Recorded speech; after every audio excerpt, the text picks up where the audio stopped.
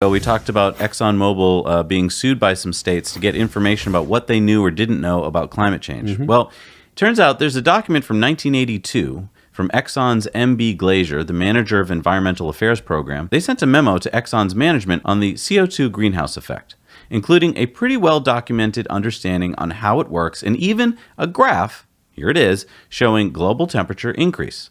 Right, projected global temperature increase. You can look at this.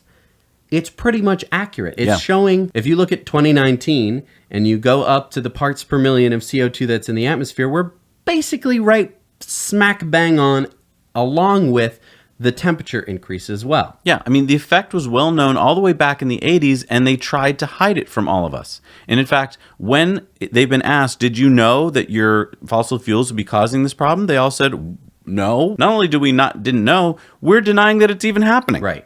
And that is why we're so mad when we're going after oil companies and we're like, these guys have been screwing with us, and everyone's going like, whoa, like we couldn't have survived without fossil fuels. That's why I don't buy those arguments. That's why I'm not like, okay, I guess we should have just been all cool with it in all these fossil fuels because they didn't know, and we couldn't have advanced society without them. What should have happened when this document got presented to the management at ExxonMobil is they should have gone, oh, well, this sucks.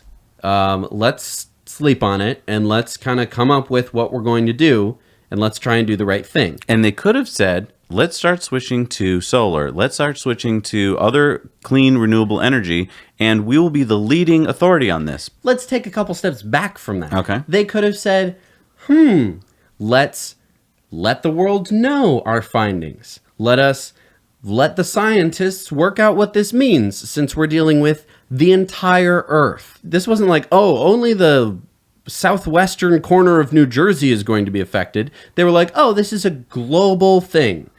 Maybe at that point, it's time to step back and go, whoa, this is bigger than us. We need to let everyone know about it. But instead of doing that, they went and did the opposite, which was to say, okay, this is bad. We're going to lose money. Oh no, what can we do to save our money? And so what they did was they said, all right, well, first of all, we're not going to show this document to anyone. We are going to refute climate change, that it is not true. Yeah, we're going to suppress any scientists that are trying to do this research. Right. And they basically were just like, we need to fight this tooth and nail because we need to pump all the oil out of the ground and burn all of it so we can make all of that money. Right. I mean, this is a lot like what happened with the tobacco industry. They knew for decades earlier what their products did to people, and yet they suppressed that information. I would argue that this is even worse. Even worse than killing people. Because tobacco products mostly affected those who used it or the people who lived in the same house as them. Obviously, I'm not trying to tamp down secondhand smoke or its effects. But you could, if you really wanted to, be like, I think that tobacco is bad and I will not use it and I will make sure that I don't live with anyone who smokes. However, with this, there is no getting away from it. You can't say, I'm going to get myself away from climate change. Right. Unless you can move to Mars, there's no getting away from climate change because it's global. It happens to the whole world. I just want to paint a picture of how the world could look right now. If when this report came out in 1982, if Exxon had released it and started working on alternatives, we could have funded solar and wind and other renewable energy. We could have transitioned to sustainable energy decades earlier. We could have EVs decades earlier. Exactly. We could, the whole country, the whole world could be driving around in EVs with solar-powered grids.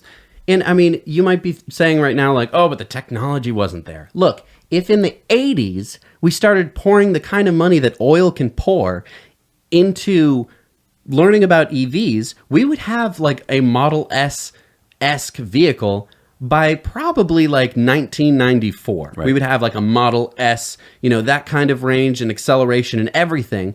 We could be building superchargers. That's not hard. Right. I mean, the battery technology would be the only hard part, but the whole world would go, oh crap, we've been doing something wrong for quite a while. Right. We need to fix it. And so the whole world would be dedicating, you'd be having tons and tons and tons of scientists and engineers with lots of funding working on these problems. Because we're still arguing about it today. The Right. school systems are largely still not teaching this. So we still have young people who don't go into college to become engineers to solve these problems because they're not being told it is a problem. We could have had this thing licked. Being 30 or 40 years ahead of it would have made a huge difference. Yeah. Can you even imagine what battery technology would look like if all of these people had been working on it? We would not be talking about solid state batteries. Ooh, when are they coming? We would have solid state batteries by now. That's right. They would be in our cars. We'd be talking about the next thing. Exactly. We'd be talking about, quantum upside down motion, generators. We're still really mad. Yep. And you should be too. Exactly. Everyone should be livid. This is absurd.